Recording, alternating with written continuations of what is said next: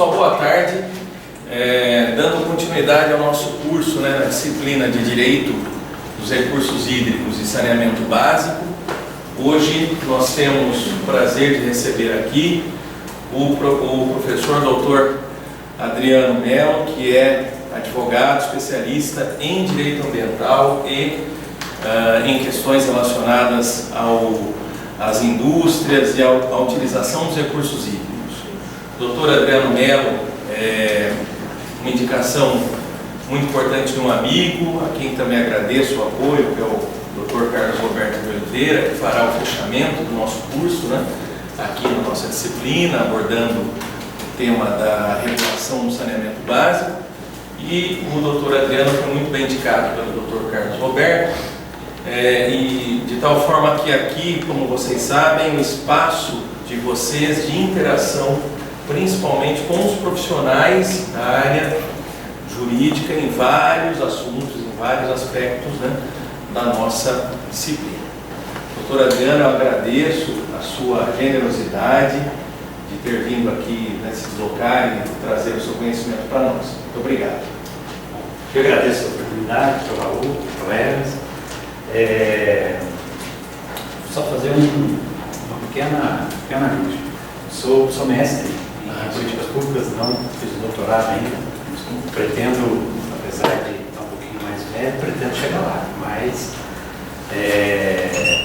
meu título é de mestre, especialista em direito de empresas também e bacharel em direito pela Faculdade de Direito Franca. Sou aqui da nossa cidade vizinha, de Franca. Trabalho no Departamento de Desenvolvimento Sustentável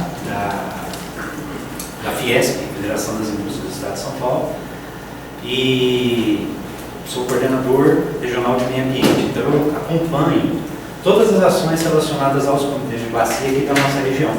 Sapucaí, Mirim Grande, o Pardo, o Mogi, que são comitês de uso de domínio do Estado, comitês de bacia hidrográfica e de uso de domínio do Estado, e o Grande, o CBH Grande, comitê de bacia hidrográfica do Rio Grande, que é um comitê de bacia hidrográfica de domínio da União, que envolve 8 comitês de águas de domínio do Estado de Minas Gerais e 6 comitês de águas de domínio do Estado de São Paulo. Participo também do Conselho Estadual de Recursos Hídricos na Câmara Técnica de Assuntos Jurídicos Institucionais. Então, minha atuação é basicamente o tempo todo voltado para essas questões relacionadas aos colegiados, aos comitês de bacia hidrográfica que existem aqui na nossa região. Bom, e a ideia do Dr. Raul é conversar sobre um pouquinho com vocês, uma hora aí mais ou menos aproximadamente, um tempinho para debate, para perguntas, sobre essas questões relacionadas aos recursos hídricos e a essa atuação, esse trabalho dos comitês de bacia hidrográfica. E vale a pena a gente já desconfigurou um pouquinho a apresentação. Depois eu vou passar ela melhor configurada, tá? Isso é uma questão de versão. Mas a apresentação vai ficar dividida em recursos hídricos, gestão de recursos hídricos, alguns instrumentos previstos na política estadual de recursos hídricos e o sistema integrado de gerenciamento de recursos hídricos. Está dividido dessa forma. Aqui, em função de ter desconfigurado, também sai um pouquinho falar de recursos hídricos. E a primeira ideia, o primeiro conceito ou ideia que vale a pena a gente discutir é água e recurso hídrico. É a mesma coisa, não é a mesma coisa? É o mesmo, nós estamos tratando da mesma matéria, do mesmo material. Qual que é a opinião de vocês? O que vocês acham? Mesma coisa ou não? Água e recurso hídrico. Alguém consegue? Tem uma opinião? Palpite? Bom, vou trazer basicamente alguns conceitos que estão aí na doutrina e tentando fazer fundamentar também, mostrar ilustrar para vocês quem é que disse isso, por que é assim, qual que é a ideia. Normalmente, quando a gente trata da água, a gente está se referindo ao elemento natural, à matéria, né? Isso ligado às questões ambientais e, em qualquer forma, ela possa se encontrar. E recurso hídrico, a gente já está fazendo referência à água estabelecida pelas regras focadas na sua gestão. Uso, descarte, em especial a maneira como ela vai ser quando o homem está envolvido nessa relação com aquela matéria que é a água. Essa diferenciação ela tem um valor bem interessante quando nós estamos fazendo um estudo mais aprofundado da matéria. O João estava comentando comigo que vocês têm uma disciplina, né, específica sobre direito de recursos hídricos e saneamento básico. Então, a separação dessas duas ideias, desses dois conceitos, é algo que vale a pena a gente sempre ter claro, para não incorrer o risco de incorrer, às vezes, em alguma confusão. Embora não seja pacífico, não seja unânime, né? Então, é verdade que o Dr. Paulo Afonso Machado, ele traz do clássico, né, direito ambiental dele, que vocês já devem ter visto, essa expressão, né, essa conclusão. Não nos parece que essa locução deva traduzir necessariamente o aproveitamento econômico do bem, quando ele está falando de recursos hídricos. Ainda que não sejam conceitos absolutamente idênticos, água e recursos hídricos empregaremos esse termo sem específica distinção, pois a lei não os empregou com uma divisão rigorosa. O Dr. Paulo traz no seu livro, na sua doutrina, esse ensinamento. E é verdade, a gente consegue constatar essa realidade em dois artigos que estão bem próximos aqui na Constituição Federal, no artigo 20 e no artigo 21. O artigo 20 fala que os lagos, rios, qualquer corrente de água em seu terreno, seu domínio, são bens da União. Ele está falando aqui água, matéria, água ligada à questão ambiental. E no parágrafo 1º, ele já traz que é assegurada aos estados a exploração de recursos hídricos para fins de geração de energia elétrica. Então ele separa o artigo 20 da Constituição, ele utiliza a água como matéria e depois utiliza recurso hídrico como algo relacionado à exploração pelo ser humano, a exploração como um bem econômico, aqui, inclusive, efetivamente. Só que no artigo 21, ele já vem falando também que compete à União, né, entre outras coisas, legislar sobre o serviço de instalação de energia elétrica, aproveitamento energético dos cursos d'água. Então ele vem falando em água, só que também no mesmo sentido de recurso hídrico, no sentido de que não da matéria em si, mas daquele recurso utilizado, aplicado, gerido, né, pelo ser humano. Então há realmente essa mistura na legislação da terminologia, né? Às vezes usa água, às vezes usa recurso hídrico. Só que quando a gente está buscando, né, aprofundar um pouquinho mais no tema específico, o ideal é a gente sempre assimilar bem a terminologia e utilizá-la da melhor maneira e da maneira mais correta possível.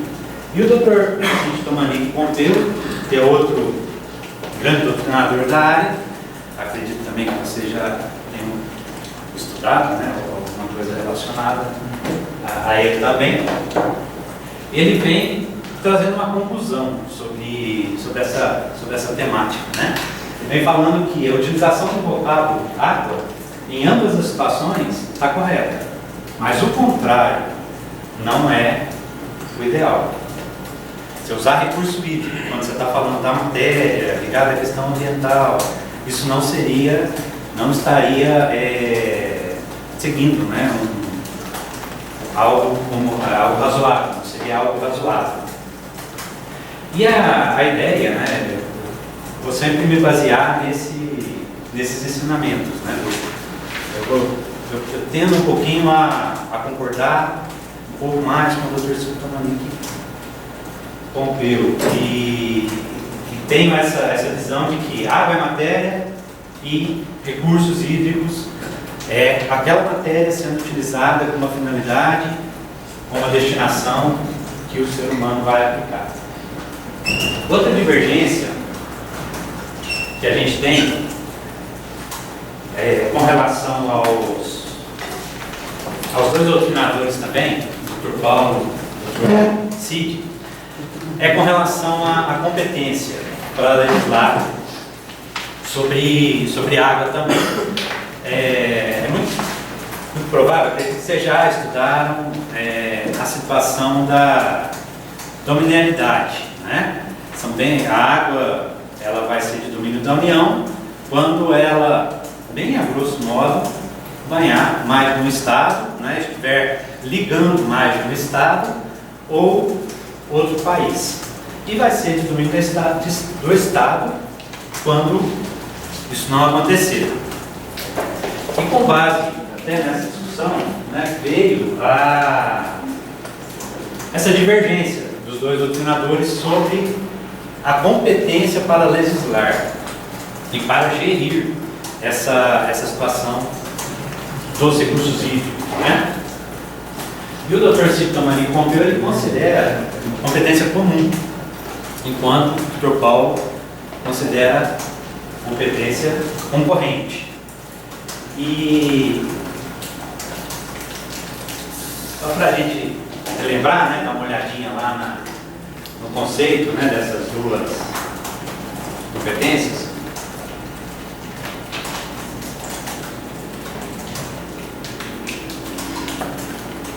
E levando em consideração também a ideia de água e de recursos hídricos, eu vou tentar mostrar para vocês por que fica um pouquinho mais com o Dr. Silvio Tamanique Pompeu.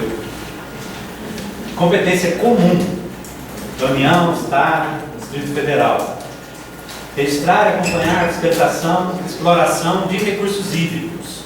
Então ele vem falando justamente em recursos hídricos. Ele não vem falando de água, ele vem falando de recursos hídricos, quando trata da competência concorrente. Enquanto o artigo 24, que trata da competência concorrente, ele já vem falando em recursos naturais. Então seria, compete à União, aos Estados, ao Distrito Federal, legislar concorrentemente sobre florestas e recursos naturais. Agora, recurso natural, a gente pode trazer o mesmo conceito de recursos hídricos, recurso natural. A parte da doutrina, basicamente, assim, como começou, né, a defender essa ideia, eu vou pronunciar como se escreve, o Rafestin, né? Ele fala, ele é taxativo, ele fala que não existem recursos naturais, porque se é natural, não é recurso. O recurso, ele depende, de fato, da utilização do homem. Ele precisa desse interesse para a sua utilização, do seu uso. Senão ele não é recurso. Então, a expressão recursos naturais, ela não deveria ser considerada. Porque se é natural, é matéria, não é recurso. Então, não haveriam recursos naturais. E dá para a gente pensar em recurso natural como água, que é a expressão que está na nossa Constituição, é recurso natural. Dá para a gente pensar em água, mas não dá para a gente pensar aqui em recursos hídricos. Se dá para a gente pensar em água, a legislação, a competência concorrente Isso na minha leitura, e que coincide mais ou menos com a leitura do Dr. Cito Dominique Pompeu. Para legislar sobre água, a competência é concorrente. Mas para legislar sobre recursos hídricos,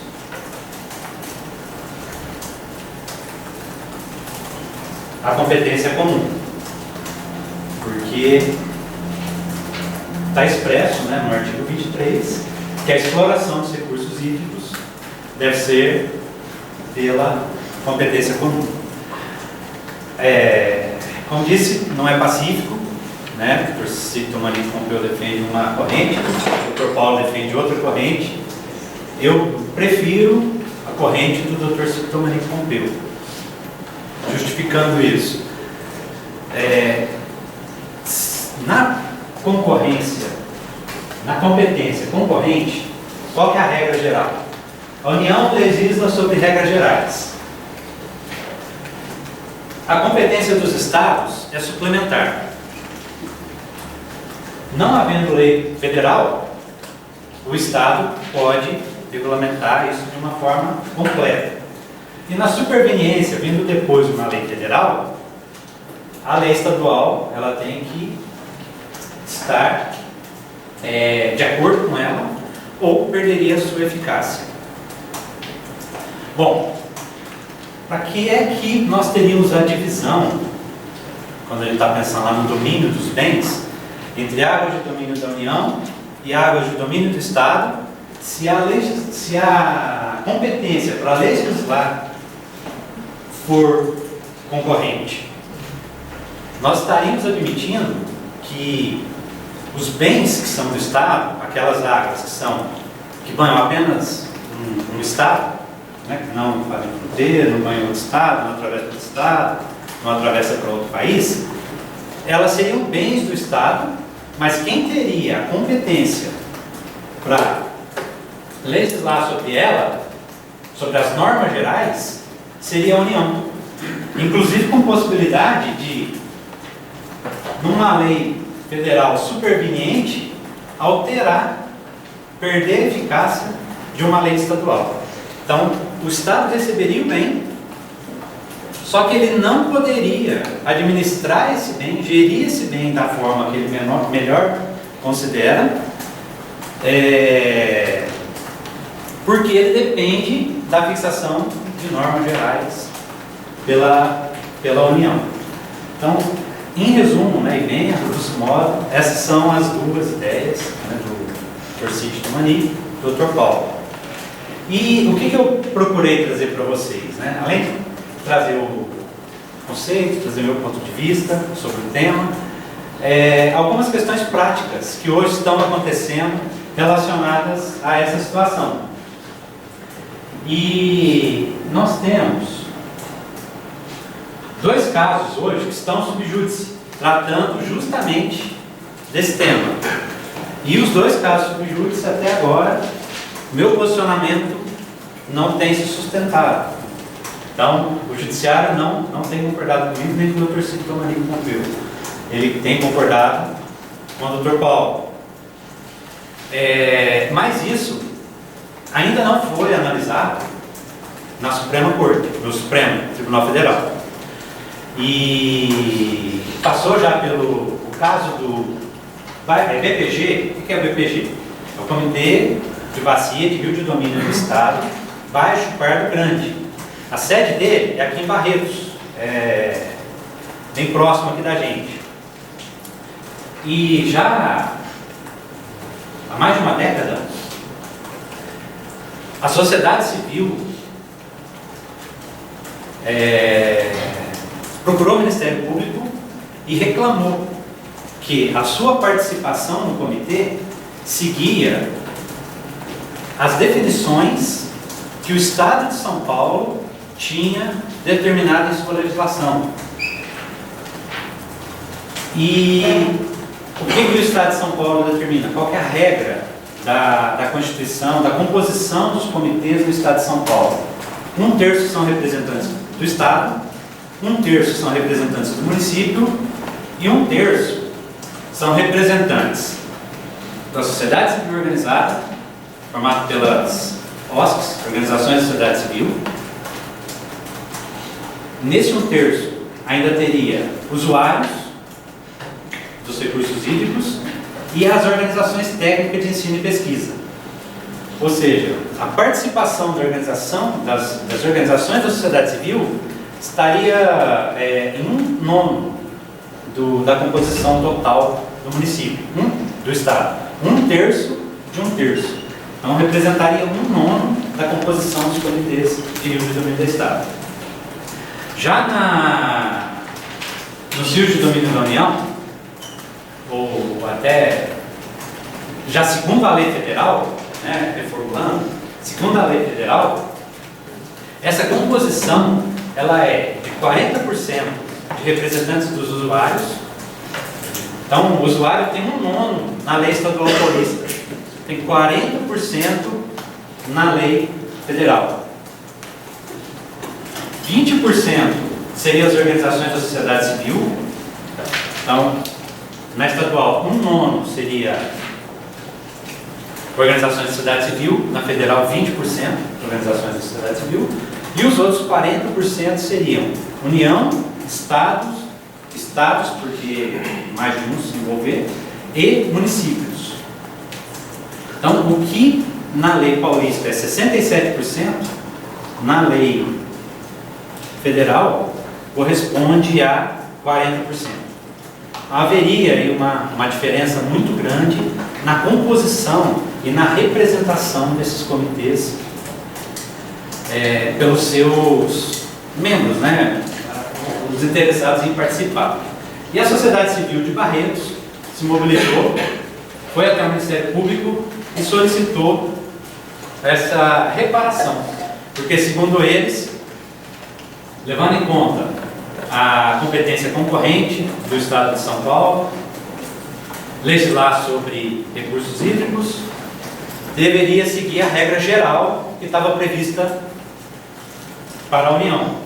E essa regra geral não estava sendo observada no Baixo Pardo Grande.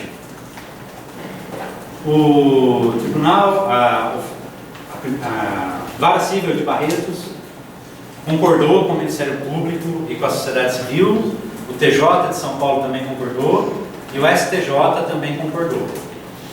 Agora, como a questão da competência está prevista na Constituição, a minha expectativa é que isso possa ser revisto ainda no Supremo Tribunal Federal. Eu não acho particularmente que o Estado não tenha a possibilidade de definir qual a melhor forma de compor os comitês de bacia daqueles rios e as águas que são de seu domínio. Eles são donos do bem, eles não podem definir como é que vai se compor aquele conselho que vai deliberar de maneira colegiada sobre o seu bem, sobre as águas de domínio do Estado. Esse processo tem mais de uma década, como eu disse, já está na última instância, e aconteceu mesmo agora recentemente com o Piracicaba, Capivari e Jundiaí, que é o comitê do PCJ.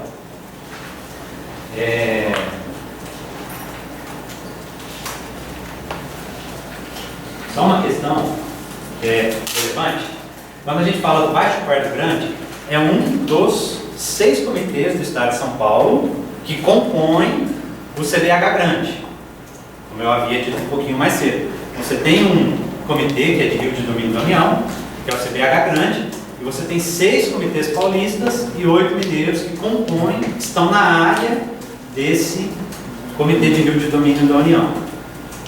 E o BPG, o Baixo Pardo Grande, é um dos comitês de domínio do Estado que está inserido nessa área do CDH Grande. A composição do CDH Grande é de acordo com a lei federal, você não tem dúvida, funciona dessa maneira. Mas a do PPG hoje segue a lei federal embora esteja discutido judicialmente. E no Comitê PCJ acontece uma situação semelhante. Existe um Comitê de Rio de Domínio da União, que é denominado PCJ, e existe um Comitê de Rio de Domínio do Estado, que tem o mesmo nome, que é do Estado de São Paulo. O federal de Rio de Domínio da União, ele tem a composição de 40, 40, 20, e o de Rio de Domínio do Estado tinha de 1/3, 1/3, 1/3. E essa composição foi questionada no último processo eleitoral, que foi no começo desse ano.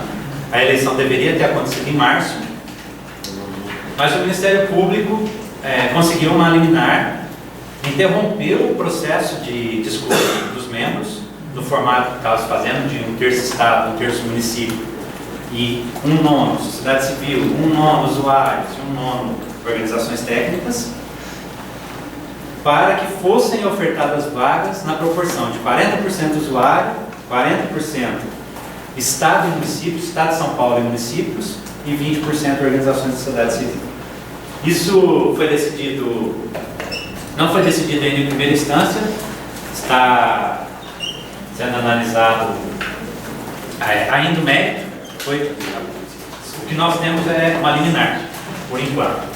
Ou seja, essa tese da competência concorrente, competência comum, ela está sendo testada no judiciário agora, e é algo que vale a pena, né?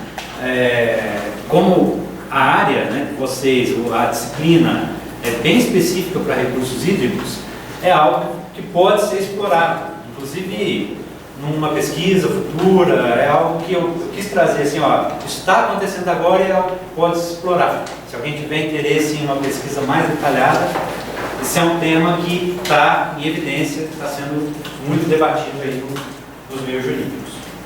Ok? Até aqui, alguma dúvida? Seguimos.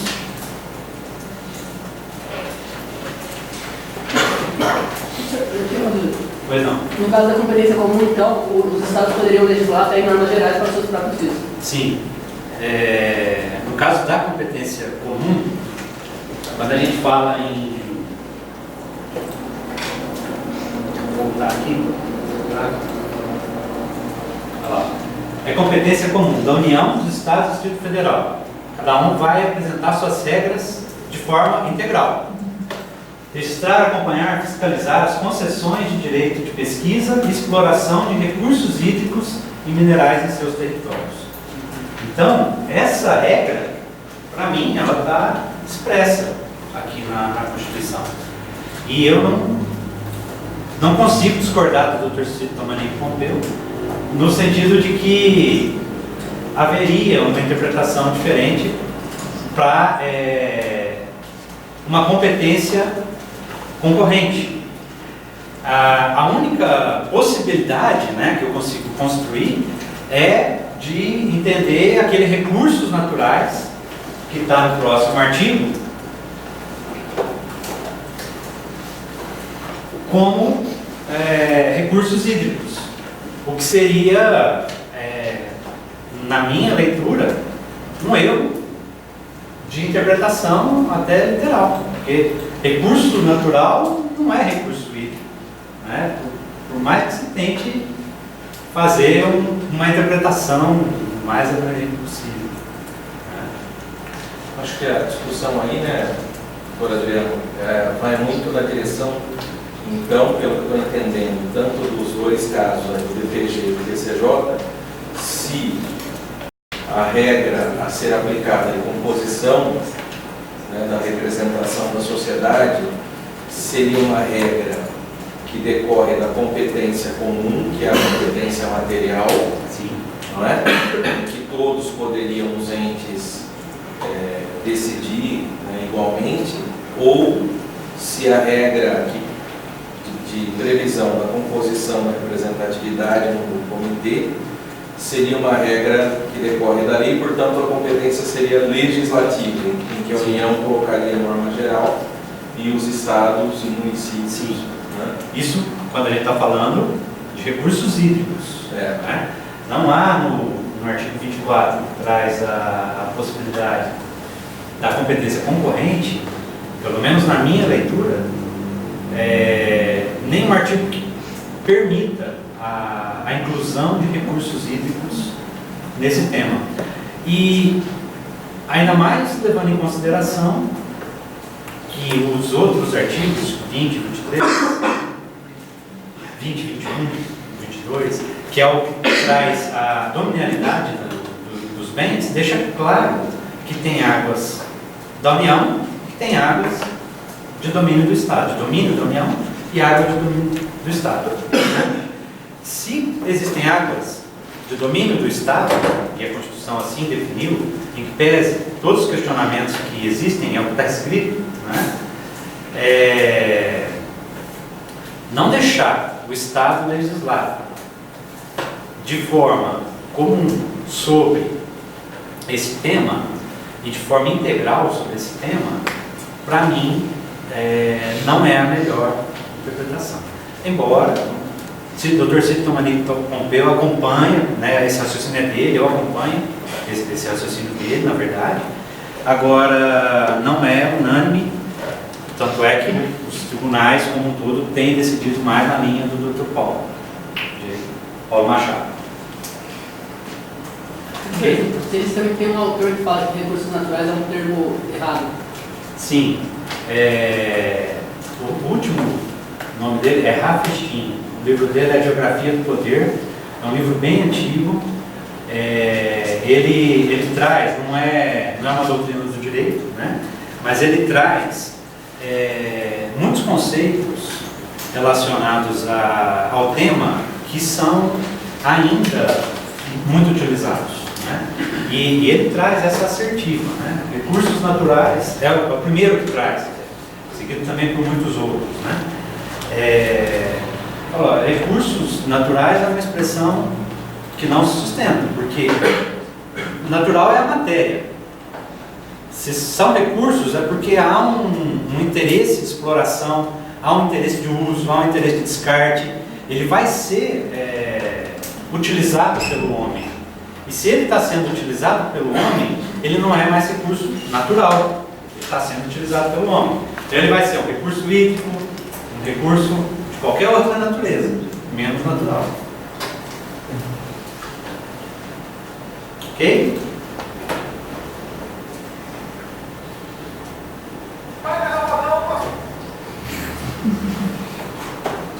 Bom, partindo para a questão da gestão dos recursos hídricos.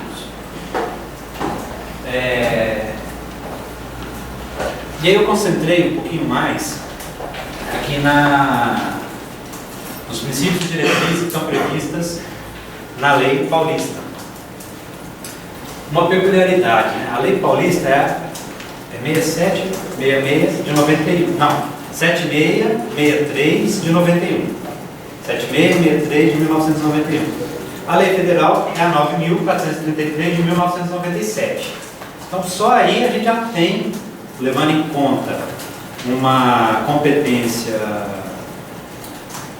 concorrente, né, uma lei superveniente federal, que a lei estadual teria que convergir para ela. A Lei Paulista é anterior à Lei Federal. Alguns doutrinadores vão dizer que é a pioneira, outros vão dizer que não, então eu não vou entrar nessa discussão, mas pelo que eu percebi, existem outras políticas de recursos hídricos mais antigas, mas principalmente quem está aqui no estado de São Paulo gosta muito de falar que a primeira é a mais antiga, é a pioneira. Não vamos entrar nesse tema, né? Mas quais são os princípios? Esses princípios eles estão também refletidos na 9433, que é a Lei Federal. A descentralização, como é que se dá essa descentralização? Pela gestão dos recursos hídricos, inclusive por meio dos comitês de bacia hidrográfica, que são unidades descentralizadas, a gente vai ver daqui a pouquinho. No estado de São Paulo existem 21 comitês de bacia hidrográfica de água de domínio do estado de São Paulo. Além disso, mesmo nos órgãos do estado, existe uma descentralização e com agências regionais. Então, aqui em Ribeirão Preto nós temos o DAE, que eu já vi o Lucas fazendo uma apresentação para essa turma também. Tem a CETESB também, que provavelmente já deve ter vindo alguém falar um pouquinho, ou poderá vir, né? E a participação, o outro princípio é a participação. Esse está ligado à questão da composição, que a gente acabou de comentar. Então, existe a participação da sociedade civil, dos usuários, do Estado, dos municípios e das organizações técnicas de ensino e pesquisa também. A integração, outro princípio que está na Lei Paulista, na Política Estadual de Recursos Hídricos e também na Nacional. Essa integração, ela está ligada à gestão conjunta desses recursos hídricos. Nós temos o comitê, o CBH grande, e ele tem comitês de nível de domínio do Estado que estão na mesma área de abrangência. Então não dá para se deliberar alguma coisa no CBH grande que não tenha convergência com aquilo que está se discutindo nos comitês de nível de domínio do Estado. Isso leva, né, ao princípio da integração. A divisão por bacias hidrográficas. Então, bacia hidrográfica, né? O que é bacia hidrográfica? De uma forma bem rudimentar, acredito que vocês já tenham visto isso também, de uma forma muito mais detalhada. É um conceito de geografia, não sei se isso já foi discutido aqui ou não, mas quando a gente tem duas partes mais elevadas e depois uma parte mais baixa, forma uma bacia. Então, essa é a bacia hidrográfica. Toda a água que converge para o fundo dessa bacia está na mesma bacia hidrográfica.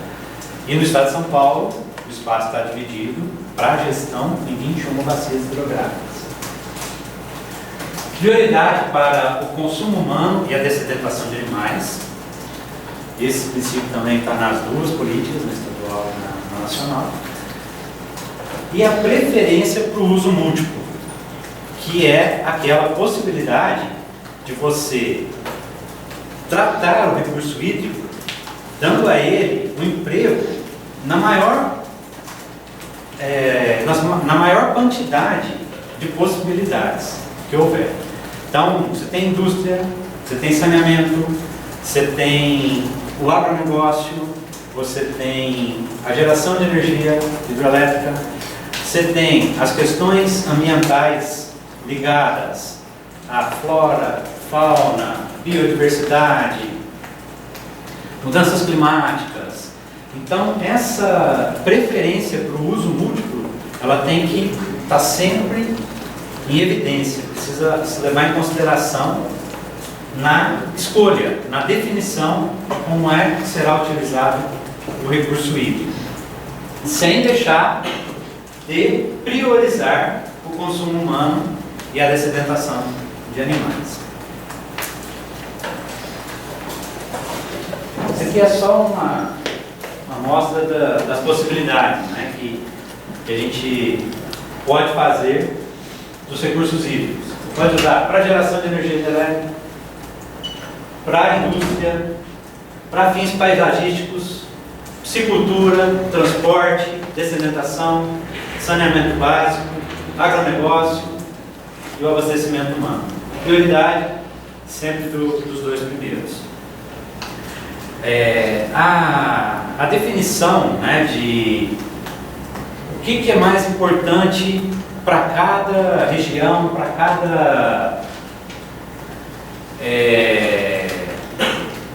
cada cenário que vai se trabalhar na gestão desse recurso hídrico. É uma decisão que vai envolver uma decisão descentralizada e os comitês participarão, devem participar dessa tomada de decisão mesmo, né? Ou seja, os comitês de bacia hidrográfica, né, em outras palavras, Os comitês de bacia hidrográfica devem participar, inclusive, dessa definição da destinação dos usos, né, e da prioridade de uso para cada região, por meio da elaboração de planos de bacia. Aqui está a divisão do Estado de São Paulo nas 21 bacias hidrográficas. Essa divisão, ela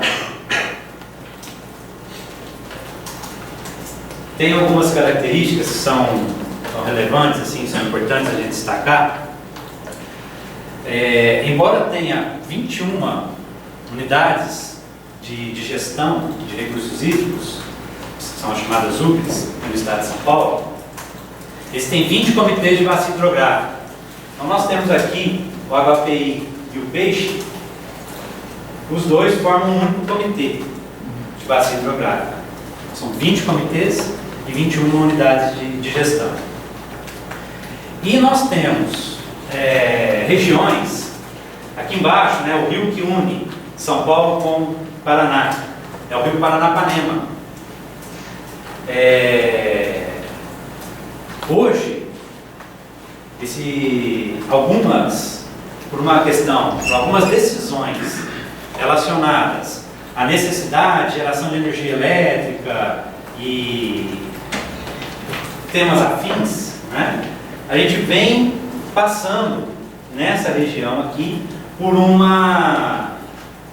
cenário de redução da quantidade de água armazenada nas usinas de geração de energia elétrica. E essa realidade, né, embora, né, não tenha mais aquela quantidade de água que se tinha nos reservatórios, apesar disso, é uma região muito abundante de recursos hídricos. Tem muita água para todas as finalidades. Tem mais água do que uso, sobra água, via de regra, nessa região. Embora, para uso paisagístico, para uso da piscicultura, esteja um pouco comprometido nos dias atuais, em função dessa decisão de geração de energia elétrica que se tomou nessa área.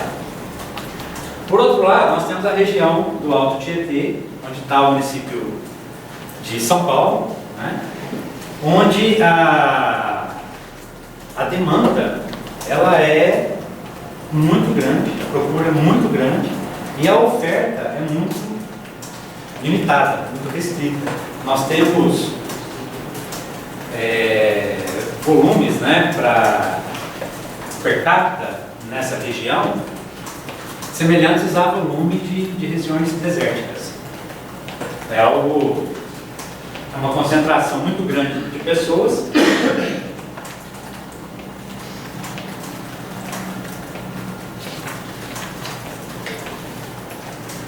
em uma região onde, infelizmente, os rios não conseguem preservar aquelas características que até justificaram a concentração de pessoas ali naquela região.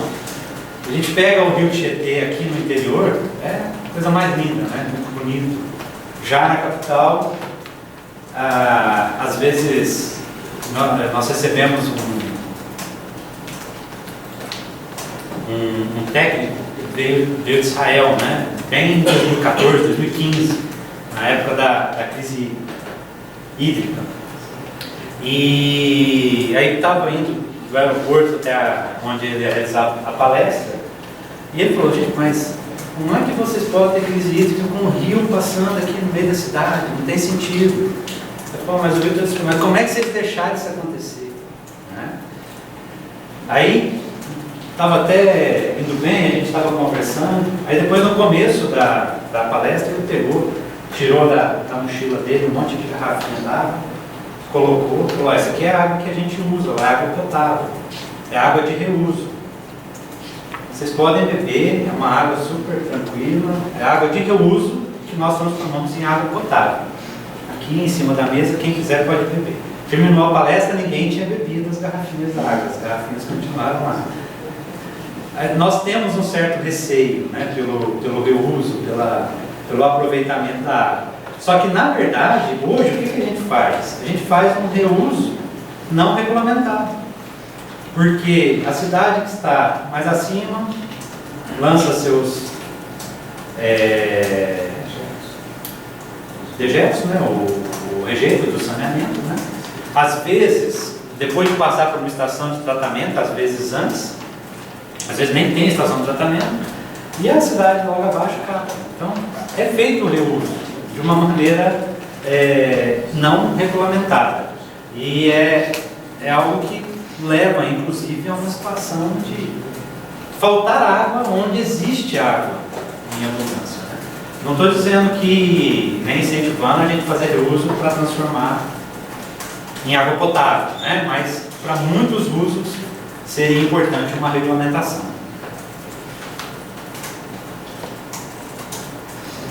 Bom, e esse decreto, não sei se vocês já tiveram a oportunidade também de dar uma olhada nele, é o decreto 9.759, ele é de 11, do último dia 11. Esse decreto ele trouxe uma determinação, né, do Executivo no sentido de extinguir todos os colegiados da administração pública federal, direta, autárquica e fundacional. Inclusive, os instituídos por decreto. Né? A aplicação desse decreto a planos colegiados instituídos por decreto, mesmo aqueles mencionados em leis nas quais não conste a indicação de suas competências ou dos membros que as compõem. Esse decreto, ele vem questionar, né, vem assim, trazer aí um novo desafio de interpretação para todos os que estão envolvidos com os comitês de bacia também. Uma vez que os comitês de bacia hidrográficas são colegiados da administração pública federal, autárquica, normalmente direta, eles estão instituídos por decretos. Só que na lei traz, então, incluídos aqueles mencionados em leis das quais não conste a indicação de suas competências ou dos membros que o compõem. Portanto, na lei tem que ter a competência e na lei tem que ter os membros que compõem o colegiado, para esse colegiado não ser extinto. E essa extinção é a partir do dia 28 de junho. Então, chegou em abril, falando assim, ó, todos os colegiados que estão nessa regra estarão extintos a partir do dia 28 de junho. E o que a 9433 traz para nós, quando ela vem falando dos comitês de bacia hidrográfica? O artigo 37 determina que pode ser montado um comitê dividido em bacias hidrográficas. O artigo 38 traz as competências dos comitês de bacia hidrográfica. E o artigo 39, cortou um pedacinho, mas é o artigo seguinte, o 39, ele traz a composição desse comitê. Só que ele traz uma composição, fala, olha, deverá constar representantes da União, do Estado, do município, da sociedade civil e das entidades civis de recursos hídricos com atuação comprovada na bacia. Isso é suficiente para a indicação da composição do comitê? Não fala quantos membros são, não fala de que região, não traz na lei como é que vai ser essa composição. Então tem a competência e tem a composição, mas essa composição está de modo genérico. Quando a gente olha o decreto,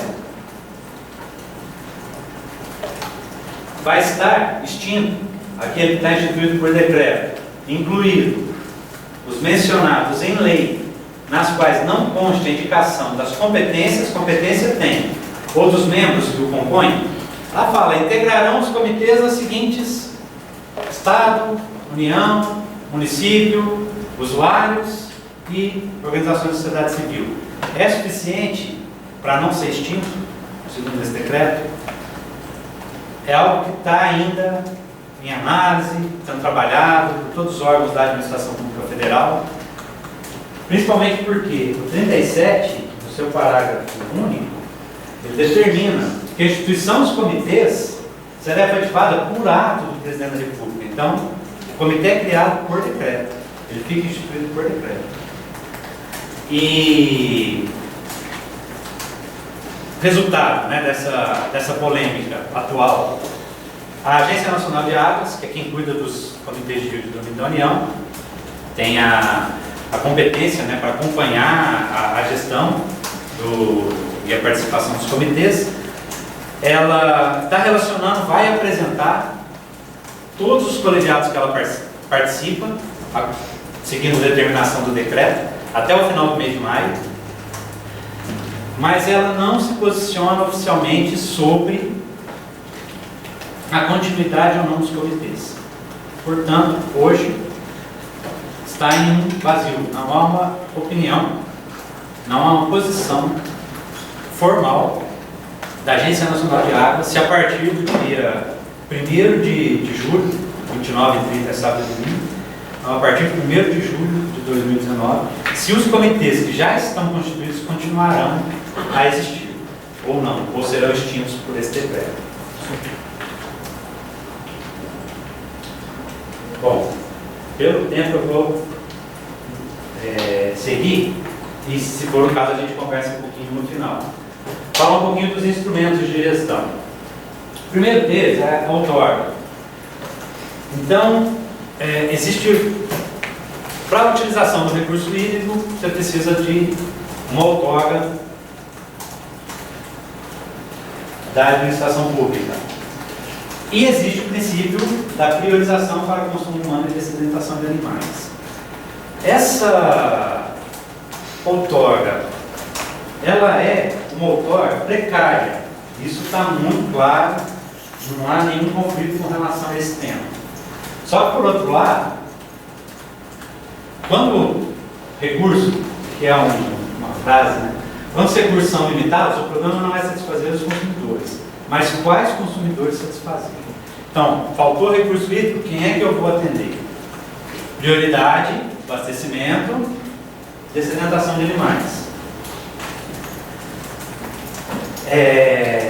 E a outorga foi concedida para uma indústria ou para produção de cana, algo bem comum aqui na nossa região. Só que nós estamos num momento que não tem água suficiente para a produção de cana e para o abastecimento humano. Como é que tem que ser resolvida essa questão? Isso também é outro ponto polêmico, é outro ponto que vale a pena o estudo, vale a pena aprofundar. O que está em jogo aí? A discricionalidade da administração pública, conceda outorga onde for mais importante, priorizando abastecimento humano, ou interesse individual do usuário que tem outorga para produzir cana-de-açúcar. Nenhum dos dois. O que deve nortear essa discussão? O interesse público. E de que maneira o interesse público tem que ser preservado? Também uma questão, uma análise minha, né, baseada em estudos, não é unanimidade também, mas por um processo administrativo e seguindo o princípio da legalidade. Ainda mais que o conflito de uso, ele deve ser definido no comitê, no colegiado. Se o conflito de uso tem que ser definido no comitê, esse tema, ele precisa passar pela participação efetiva dos comitês de passivos orgânicos. É algo que não é, como disse, unânime. Tem gente que acredita que é a administração pública que define, como ela concedeu a outorga, ela cancela a outorga. Concordo, ela concedeu, ela cancela, anula, ela faz o que ela quiser. Mas ela faz isso por uma decisão dela, sem qualquer análise? Na minha opinião, não. Na minha opinião, tem que passar pelo comitê, uma vez que está caracterizado um conflito de uso. E é uma das competências do comitê estabelecidas em lei resolver o conflito de uso. Outro instrumento de gestão é a cobrança. Cobrança também é um tema, principalmente quando se fala da indústria. O pessoal fala, a indústria não quer que cobra. é um instrumento de gestão que está previsto na lei, tem suas finalidades, então posso garantir isso para vocês, a indústria não tem nada contra a cobrança, mas a indústria quer que a cobrança siga a legalidade, acompanhe todos os passos que tem que seguir um processo de cobrança e que a aplicação dos recursos, tá, essa definição da base tem que estar de acordo com as outorgas, né? E a definição da aplicação de recursos tem que estar de acordo com os planos. Esse recurso que vai ser arrecadado da indústria, da agroindústria, do abastecimento, da eletricidade, todos os usos, ele tem que ser aplicado de uma maneira que reverte em algum benefício para a bacia. Então, nós não concordamos quando esse recurso ele fica ou é aplicado de forma que não consiga resolver qualquer tipo de, ou trazer qualquer, ou amenizar qualquer tipo de problema relacionado à bacia hidrográfica. Esse é o gargalo que tem com relação à cobrança da indústria. E um outro tema aí que esse eu não vou nem entrar em maiores detalhes, mas para quem tem interesse em estudar, é a questão da natureza jurídica do preço público da água. Se é preço público, se é taxa, isso aqui é preço público em sentido estrito. Tem várias análises, várias decisões, vários comentários, muita doutrina. Isso aqui é um tema muito interessante para uma pesquisa. Quem tiver interesse em seguir estudando sobre a área. E por fim, falar um pouquinho do sistema nacional, do sistema integrado de gerenciamento nacional, não, sistema integrado de gerenciamento de recursos hídricos. O que é o sistema? De acordo com o Dr. Paulo, é a disposição das partes ou dos elementos de um todo, coordenados e que funcionam como estrutura organizada. Então, se a gente está falando de sistema, você tem que trabalhar todo mundo junto, convergindo para uma mesma finalidade.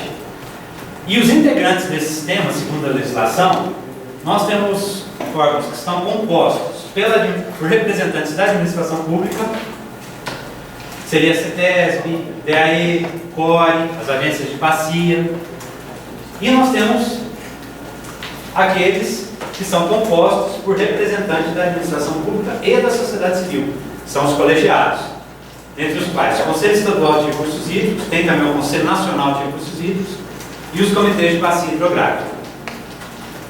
Composição desses entes, eu já comentei mais cedo, então não vou, pelo adiantar da hora, não vou retomar. E aí vem todas as críticas relacionadas a arenas participativas, quando você tem uma situação de composição de um conselho, né, um comitê de bacia hidrográfica, quando você tem representante do Estado, representante da sociedade civil, e a sociedade civil integrada por usuários de vários setores, por organizações não governamentais, de várias categorias, por organizações técnicas, de todas as áreas também, o Estado, municípios, todos com interesses diversos, você chega numa série de críticas, uma série de reclamações. Essas são as principais, né? Com relação ao Estado. Resistência do cidadão, dificuldade de cumprir as funções que assume, quadro burocrático, centralização, e da sociedade civil. Interesse específico, então você pega a organização não governamental que tem interesse específico em cuidar do lambari lá da tarde amarela. E você tem a indústria que tem o interesse específico de usar água, ou, vou até piorar, né? Indústria não, você tem a questão da mineração, né? Que tem o seu interesse específico para a utilização dos recursos hídricos, né? Geração de energia elétrica. Então, tudo isso está aqui dentro da sociedade civil, sentado no mesmo ambiente, discutindo como é que você vai conciliar para a utilização desses recursos hídricos. Tem a qualificação técnica, a representatividade e a autonomia da sociedade civil. São temas também polêmicos, temas também que, cada um deles, vale um estudo, levaria um bom tempo para a gente tratar sobre isso.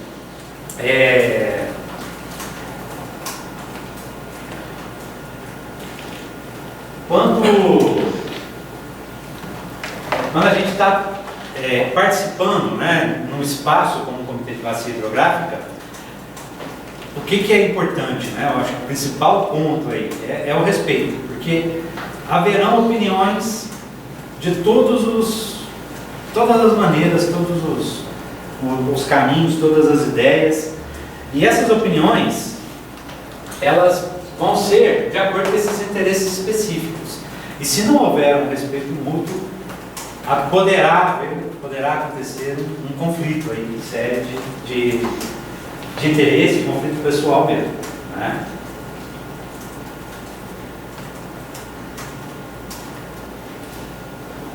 Bom, estudo feito pela Unesco em 2015 levantou os principais problemas que tem em cada continente. Aí chegou à conclusão que no Oriente Médio o problema é escassez, nos Estados Unidos o problema é poluição, na América Latina, Caribe e África o grande problema é gestão. O caminho, né, escolhido, né, de montagem dos comitês, essa ideia da participação é algo que vem sendo muito questionado do ponto de vista da eficácia de gerir os recursos hídricos. Defendo do ponto de vista de que sempre é melhor a participação do que o comando-controle. Essa é uma opinião pessoal. Mas hoje, numa análise global, nós estamos num cenário ruim, sendo avaliados de uma maneira ruim com relação à gestão. E falta boa governança, falta transparência, participação efetiva, que às vezes a participação ela é mais ligada à questão da liberação de algum recurso do que a participação naquela política de uma forma mais eficaz, controle de corrupção, ética, entre outras coisas. E tem também a diferença de escassez e crise hídrica.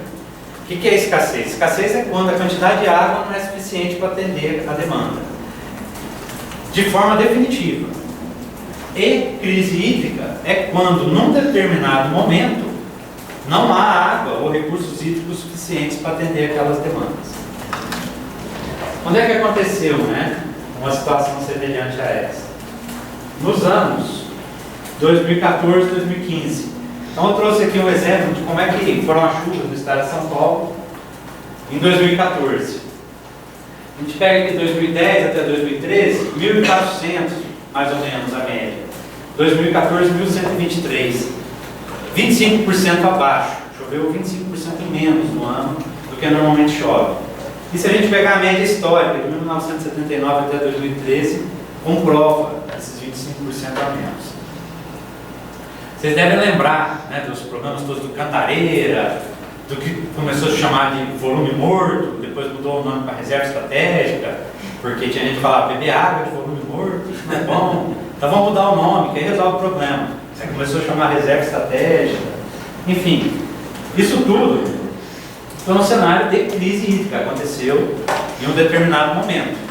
Só que por outro lado, se a gente pega a situação, como já havia comentado, do Alto Tietê e do PCJ, que já citei para vocês, Piracicaba, Portugal e Jundiaí, seriam as regiões metropolitanas de São Paulo, Campinas, a disponibilidade de água superficial considerada crítica, menor que 1.500 metros cúbicos por ano por habitante.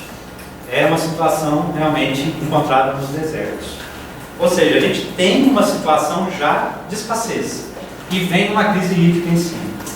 Isso trouxe, né, um problema muito sério para a gestão dos recursos hídricos desde 2014. Isso vem sendo repensado, vem sendo trabalhado. Então a lei, né, ela já vigorava há mais de 15 anos, e quando aconteceu esse cenário em 2014, ficou todo mundo sem saber o que fazer. Os comitês não sabiam como agir, os órgãos gestores também não sabiam para que caminho seguir, e a água acabando, época de eleição, Copa do Mundo. Qual que foi a decisão tomada? Criação do Comitê de Crise Hídrica. que aconteceu na região metropolitana de São Paulo. Esse foi um comitê criado pelo Executivo, por um decreto, com competências que conflitavam diretamente com aquelas competências estabelecidas na lei paulista e na lei nacional, na política estadual de recursos hídricos do Estado de São Paulo e na política nacional de recursos hídricos. Então isso, como resultado, né, trouxe essa ofensa à lei, instituiu a política, crítica por parte de toda a população do Estado e a demonstração efetiva de que há necessidade de rever essa política estadual. Isso é algo também, conceito pessoal, mas me atrevo, né, a trazer para debate que há essa necessidade. Ela não se mostrou, embora em vigor por 15 anos, ela não se mostrou suficiente para resolver o único problema que a gente precisou enfrentar, o maior problema que a gente precisou enfrentar, que foi a crise hídrica lá em 2014. Bom, o que tinha para apresentar realmente era isso. Aqui estão as referências bibliográficas. Eu já passei para o Dr. Raul a apresentação, então ele pode depois disponibilizar para a turma, né? E gostaria de agradecê-los, paciência, por vir. Realmente é um tema que eu gosto muito, acho que vale a pena cada vez aprofundar mais o estudo. É um estudo que depende hoje de muita gente, precisa de renovação, né? Citam Nick, o Paulo, mas a gente não tem poucos doutrinadores novos, né, que estão trabalhando nessa área. Tem alguns de valor, vários de valor, mas nenhum ainda que tenha assim, feito uma mudança em alguns conceitos já trazidos por esses dois. E nos comitês, né, o que a gente percebe? A gente percebe a participação do pessoal que criou, que trabalhou lá na origem da política, né, na instituição da política, na elaboração até da política estadual de recursos hídricos. E a gente tem pouca gente nova, com energia, com ideias novas, trabalhando nesses colegiados. Então é algo que, se puder deixar algum pedido para vocês, é que dê uma olhadinha como isso funciona, participem. Acontecem reuniões aqui em Ribeirão Preto. A próxima reunião do CBH Grande aqui em Ribeirão Preto vai ser na última semana de junho, entre 24 e 27 de junho, porque representantes da ANA falaram que depois de 28 de junho eles não podem viajar enquanto não tiver definição sobre o decreto. E vai trazer um seminário sobre a questão das barragens, que a gente teve duas tragédias humanas, né, ambientais, humanas, recentes, e vale a pena participar para conhecer um pouquinho melhor a realidade. Como é que hoje está montado essa política nacional de segurança de barragens também. Está ligado, está um pouco ligado, né, ao tema do curso, e vale a pena vocês conhecerem, até para estarem presentes no comitê, no CBH Grande. Ok? É isso aí, gostaria de agradecer. Muito obrigado.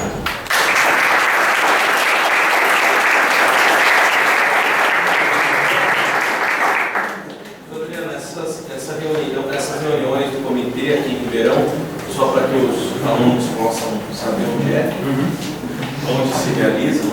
Elas se realizam no DAE, Departamento de Águas e Energia Elétrica, Rua Olinda, número 150. Tá? Eu acho que elas são públicas. São públicas. Os conselheiros recebem uma ficha, né, para votar. Só os conselheiros é que têm direito a voto. Os suplentes têm direito a voz. E qualquer convidado, com autorização do presidente, tem direito a voz por 3 minutos também. Mas elas são públicas e podem ser acompanhadas, né, por qualquer interessado. Deixa eu ver se já tem alguma reunião. Não, o CDH Parto ainda não está agendado. No CDH Mogi vai acontecer no dia 7, agora, em Jabuticabal. Então, dia 7 em Jabuticabal vai acontecer do CDH Mogi. 7 é mesmo. Né? É amanhã. CDH Mogi. Agora, do Parto não está agendado ainda. Agora, do CDH Grande é no final de junho, entre esse dia 24 e 27. Posso encaminhar o convite, se chegar, se houver interesse da turma, de alguém participar. Ok? Doutor, só uma pergunta. O doutor ele faz o fechamento da exposição sobre o Comitê da Crise Hídrica, né? E o senhor disse que houve na definição de competências alguns conflitos com a legislação. O doutor sabe dizer se isso chegou a ser judicializado, sancionado? Não. Inclusive, o que gerou as críticas da sociedade, inclusive de membros do Estado, é que ele foi criado, mas ele não operou, não operacionalizou, melhor dizendo. Aconteceram 2 reuniões. Essas 2 reuniões, elas não trouxeram uma contribuição efetiva para a resolução da crise, até porque não seria possível naquele momento, naquele cenário, nada que trouxesse uma alternativa de curto prazo. E o material que foi produzido, o próprio governador acabou fazendo uma referência nada honrosa, né, ao material, dizendo que foi um trabalho em glória, um papelado em glória. Isso De fato, do reflexo político, né? Tanto do reflexo político quanto da efetividade prática. Né? Existem estudos da década de 70 sobre alternativas para a região metropolitana de São Paulo, em especial levando em consideração o Vale do Ribeira, que é uma região que está ao sul, né, da região metropolitana, mas existe um grande desnível, então seria necessário um investimento significativo. Mas são 17 cenários, isso da década de 70, 17 cenários de estudo, inclusive utilização de água do Rio Grande. E nenhum desses cenários foi escolhido e não se começou nenhum trabalho. Né? Então, quando acontece a crise, você correr atrás para tentar resolver, ignorando todo o sistema que existe. Os comitês não foram chamados para conversar a respeito do tema. Até posso dizer que, na prática, se você procurar em 2014, 2015, 2013, nada sobre o assunto. 2014, 2015, foram criados grupos de trabalho de crise hídrica em todos os comitês do Estado. Agora, eu compus esses grupos de trabalho no Parto, no Sapucaí-Mirim e no Mogi. Não aconteceu nenhuma reunião dos grupos de trabalho. Então, a alternativa, ela foi muito mais de, vamos dizer que estamos fazendo alguma coisa, do que realmente de se tomar alguma ação no sentido de resolver o problema. E esse problema não se resolve também durante a crise, na crise. Isso tem que ser planejado. Eu quero falar do cenário, por exemplo, hoje, o senhor sabe dizer se existe alguma instituição que tem se antecipado a cenários de estresse hídrico, de crise hídrica, principalmente ali na região metropolitana de São Paulo e Campinas? O que aconteceu foi o Rio Paraíba do Sul, né, que houve até um conflito no ano de 2015, que foi solucionado pela ANA, mediado pela ANA, né, mas inclusive com a participação do Supremo Tribunal Federal, que envolvia Minas Gerais, Rio de Janeiro e São Paulo, os 3 estados, porque o Rio de Janeiro ele não tem reservação, ele capta diretamente do Rio Paraíba.